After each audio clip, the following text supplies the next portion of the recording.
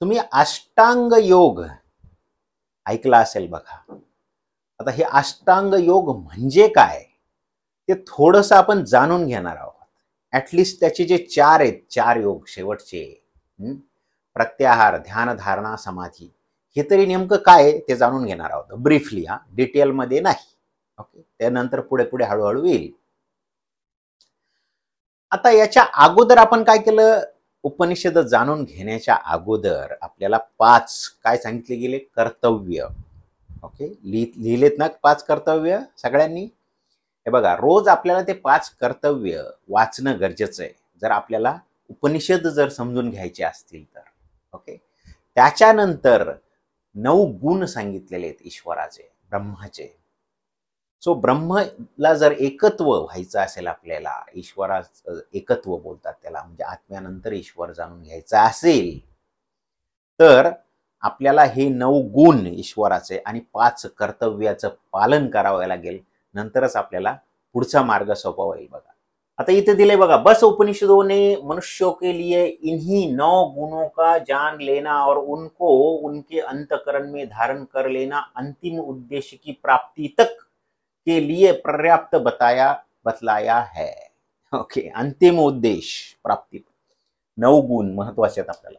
आत्मा की उन्नति या ब्रह्म की प्राप्ति के उद्योग का आरंभ इसी जप से होता है. हे जे मंत्र आहेत 9 त्याचं जप करायचं आहे आपल्याला. ओके, इस जप से उपासक का आत्मा ईश्वरीय गुणों से भासित होता है.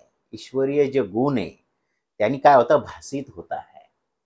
और उसमें गुण वृद्धि हुआ करती है. आणि आपले जे गुण आहेत त्याच्यात वृद्धी होते, म्हणजे आत्मा आणि ईश्वराचे जे गुण आहेत त्याच्यात वृद्धी होते. इसी को उपासना का पहला अंग भी कहते हैं. बघा, उपासना आहे त्याचं पहिलं अंग आहे, एवढं लक्षात घ्या, जप करणं, हे 9 गुणांचं. त्याच्यामुळे आत्म्याची उन्नती होती. लक्षात घ्या, बघा, ईश्वराच्या गुणांना जाणल्यामुळे, जप केल्यामुळे आत्म्याची उन्नती होते. उपासना का दूसरा और अंतिम अंग ब्रह्म को हृदय में धारण कर लेना है. 2 अंग आहेत उपासनाचे. पहिला अंग जप करना, दूसरा ब्रह्म को अंतकरण में धारण कर लेना. बघा, पहले अंग में जहां वाचक शब्द है, वाचक म्हणजे को कहते हुए हृदय में रखा जाता है, दूसरे अंग में हृदय को वाच्य अर्थ का मंदिर बनना पड़ता है, अर्थात वाच्यों को हृदय में रखा जाता है. आता याच्यावरून काय समजलं आपल्याला, पहिला अंग जे ईश्वराचे गुण आहेत, भरपूर महत्वाचे गुण आहेत, आपण मागच्या लेक्चरमध्ये बघितले. त्या गुणांनी आपल्या आत्म्याची उन्नती होणार आहे. बघा, आणि जर आत्म्याची उन्नती झाली, तुम्हाला सांगतो, हे जर हे केलं तर जगातलं कुठलंही काम अवघड राहणार नाही. तुम्हाला ऑलरेडी सांगितलं, योगी लोक जे आहेत त्यांना जगातलं कुठलंही काम अवघड राहत नाही. लक्षात घ्या, योगी म्हणजे भगवे कपडे घालून लगेच हिमालयात निघायचं तसं नाहीये. तुम्ही कुटुंबात राहून, संसारात राहून सुद्धा योगी बनू शकता. हेच आपल्याला जाणून घ्यायचं आहे, तेच सांगितलंय. ओके, आता याच्यात काय सांगितलं, पहिला अंग काय, सगळ्यात महत्वाचं लक्षात घ्या, पहिला अंग काय, जप करणं. आजकाल काय चाललंय माहिती का, फक्त पहिलंच अंग चाललंय, जप करणं, फक्त जप करायचं काम चाललंय, मंत्रोच्चार चाललाय. ओम भूर्भुवस्सुः तत्सवितुर्वरेण्यं भर्गो देवस्य धीमहि धियो यो न प्रचोदयात्. झालं एवढंच ना. आता पुढं काय झालं, माझी पूजा झाली, अरे पण त्याच्या अर्थाचं काय, आता सांग, काय काय अर्थ काय आहे? हाच प्रॉब्लेम झालाय बघा. फक्त करायचं म्हणून करायचं असं आपल्या आयुष्यात सगळीकडे तेच चाललंय. जग करतंय म्हणून मी करतोय. अरे पण ते करायचं किती महत्वाचं सांगितलंय, अर्थ आपल्याला आपल्या पूर्ण आत्म्याशी एकरूप करायचा आहे. त्या अर्थाला कुठलाही मंत्र, आता जो हा ओम भूर्भुवस्सुः मंत्र आहे, भरपूर महत्वाचा आहे. मी तुम्हाला त्याचा अर्थ नंतर सांगेल. आपण त्याचं एक पूर्ण लेक्चर ठेवू. त्याच्यात 4 वेदांचा किंवा ईश्वराचा, परमेश्वराचा आपण स्तुती केलेली आहे मंत्रामध्ये. भरपूर घेण्यासारखं आहे, लक्षात घ्या. म्हणजे कुठलाही मंत्र बोलला तर सगळ्यात महत्वाचं काय आहे, भटजी आले आणि बडबड बडबड करून गेले, काही उपयोग नाही. हेच सांगितलेलं आहे आपल्याला, काहीच उपयोग नाहीये. आपल्याला काय त्याचा अर्थ जाणून घ्यायचा आहे. भटजी जर आले तर त्यांना एकच सांगा, दक्षिणा डबल देतो, पण प्रत्येक मंत्राचा अर्थ मला पाहिजे. तरच ते अंगीकारणार आहे, म्हणजे ईश्वराला ते महत्वाचं आहे. कारण तो दुसरा हे त्याचा नियम हे अंग आहे. आपण फक्त पहिलंच करतो रे. बऱ्याच गोष्टी आपण फक्त वरच्या वर करतो. ओके, म्हणजे ते कसं आहे तुम्हाला सांगतो. आंघोळ न करता फक्त सेंट लावून जाण्यासारखं आहे. मलिन तर आहेच ना अंग. आत्मा मलिन आहे, बुद्धी मलिन आहे, सगळं आहे. मागच्या आपण लेक्चरमध्ये बघितलं आत्मा बुद्धी याला कसं शुद्ध करायचं ते सांगितलं होतं. ओके, थोडस पुढे जाऊ आता. ब्रह्म विद्या के पहले अंग की प्राप्ति के उद्योग का सूत्रपात संध्या से किया जाता है. संध्या काय ते आपल्याला जाणून घ्यायचंय.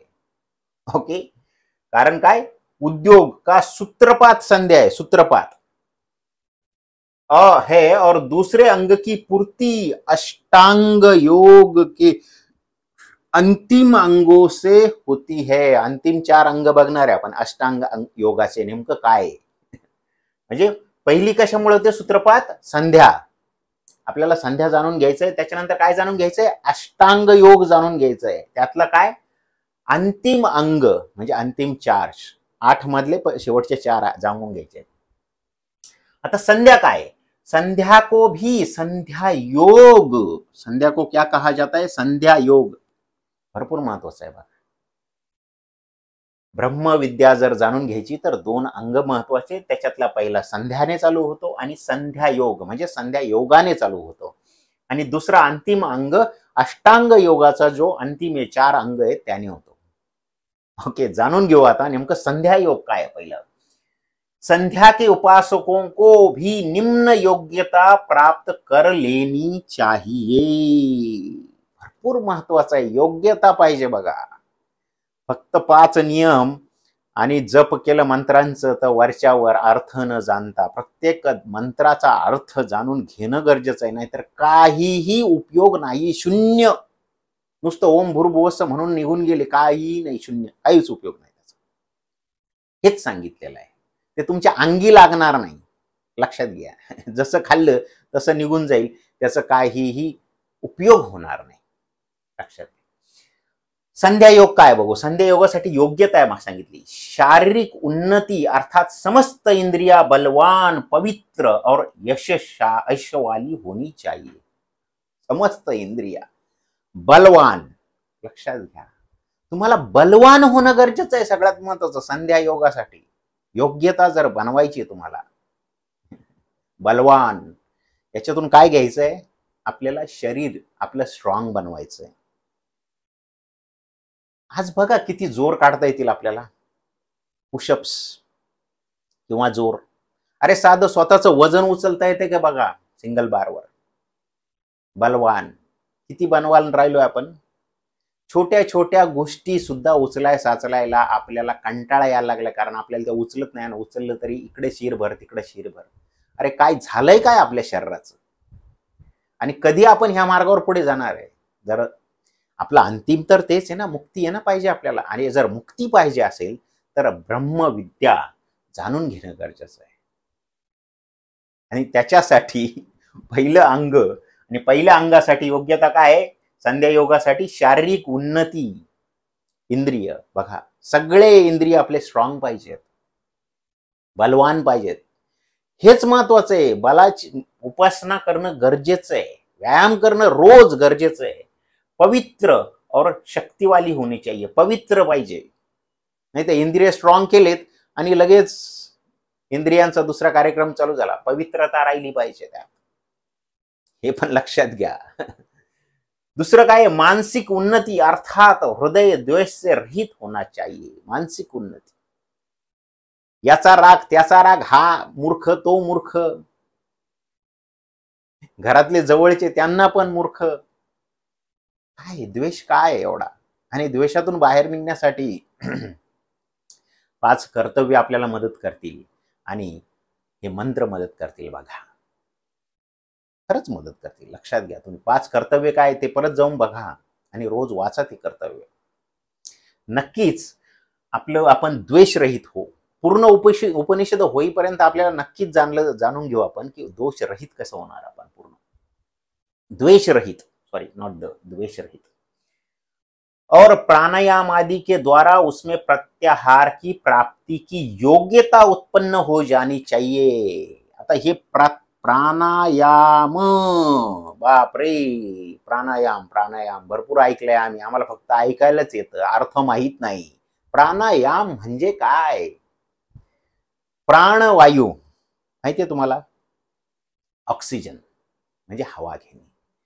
आता जे त्याच्याबद्दलचे जे योग आहेत किंवा योगा म्हणता आता तुम्ही इंग्रजांच्या भाषेत, बरोबर, तिकडे गेले, तिकडे जाताना योग गेले, येताना योगा झाले, म्हणजे फक्त शारीरिक क्रिया योग बोललं जातं। पतंजलींनी क्रिया योग बोललं त्याला, फक्त क्रिया योगच त्यांना कळला, कारण त्यांच्या कळण्या एवढं तेवढेच बुद्धी, आणि त्यांनी आपल्याला परत सांगायला सुरुवात केली।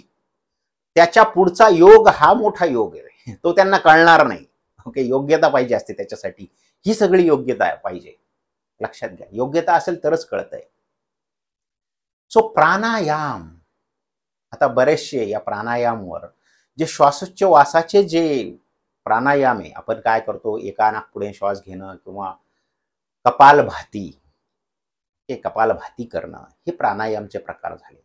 म्हणजे जे आपण हवा श्वासोच्छवास घेतो, फुफ्फुस आणि हे पूर्ण ऑक्सिजनने फुल भरून टाकतो, ओके, ऊर्जा वाढते शरीरातली। मला सांगितलं ऑक्सिजनने काय होतं, ऑक्सिजन जर शरीरात गेला, CO2 कसा आपण बाहेर टाकतो हे परत व्हिडिओ बघा। कार्बन डायऑक्साईड आपण इच्छ्वास करतो, एवढे वर्ष झाले आपल्याला ते माहिती नाहीये की आपण ऑक्सिजन घेतो, का घेतो ते माहित नाही, आणि कार्बन डायऑक्साईड का सोडतो ते पण माहित नाही। ओके, C+O2 = C2 CO2 सांगितलं, ऑक्सिजन आपण वरून घेतो, C आपण जे खाल्लेलं आहे त्याच्यातून येतो, दोन्ही एकत्र जर झाले तर CO2 बनतो। पण या प्रक्रियेमध्ये आपला स्वार्थ काय, या प्रक्रियेमध्ये काय भेटतं आपल्याला, उष्णता, ऊर्जा भेटते, आणि तीच ऊर्जा आपण काम करायला वापरतो। ओके, CO2 सिंपल, एका लाईन मध्ये तुम्हाला सांगितलं। मग जर ह्या प्राणायामचा जर आपण अभ्यास केला तर सगळे स्नायू आपले बरेचसे बलवान होणार आहेत, पूर्ण इंद्रिय ना पूर्ण ऑक्सिजन मिळणार आहे चांगल्या प्रकारे। बघा, कपालभाती करून बघा, कपालभाती कसं आहे, मे बी पुढच्या लेक्चरमध्ये मी कपालभाती किंवा छोटासा कपालभाती म्हणजे काय ते तुम्हाला समजून सांगतो। एकच प्राणायाम आहे, तो सोपा आहे आणि एकदम चांगला आहे बघा शरीरासाठी, फुफ्फुस तुमचं स्ट्रॉंग होऊन जाईल। ओके, जाऊ परत पुढे, आपण बघू आणि नंतर परत जाऊ त्याच्यावर, प्राणायाम आदी। हा, आता मानसिक, अगोदर काय सांगितलं, शारीरिक इंद्रियांची उन्नती, बलवान पाहिजे शरीर, व्यायाम करा। दुसरा मानसिक उन्नती, प्राणायाम करा। प्राणायाम आदि के द्वारा उसमें प्रत्याहार की प्राप्ति योग्यता, आता प्रत्याहार काय ते आपण बघणार आहोत। तुम्हाला सांगितलं ना, प्रत्याहार अष्टांग योगाच्या 4 मध्ये प्रत्याहार, ध्यान, धारणा, ध्यान, समाधी असं आहे। आत्मिक उन्नती, आत्म्याची उन्नती, आपण मागच्या लेक्चर मध्ये बघितलं, आत्म्याची जर उन्नती करायची आहे तर काय करायला लागेल आपल्याला, तप करायला लागेल, कुठल्याही गोष्टीचं ज्ञान अर्जित करावे लागेल। ज्ञानाने शुद्ध होणार आहे बघा आपला आत्मा, चांगल्या ज्ञानाने, चुकीच्या ज्ञानाने नाही, आणि त्याचं तप करावं लागेल। जसे हे ऑलिम्पिकचे खेळाडू तप करतात, 10-10 वर्ष एकच गोष्टी करतात, सातत्य, तसं आपल्याला ऍटलिस्ट हे उपनिषद संपेपर्यंत तरी थांबा, प्रत्येक लेक्चर ऐका, तप हे आपलं, तप चाललंय, मी तर करणारच आहे पूर्ण कंप्लीट। ओके, उपनिषद वाक्य एक अवस्था विशेष का संकेत करता है।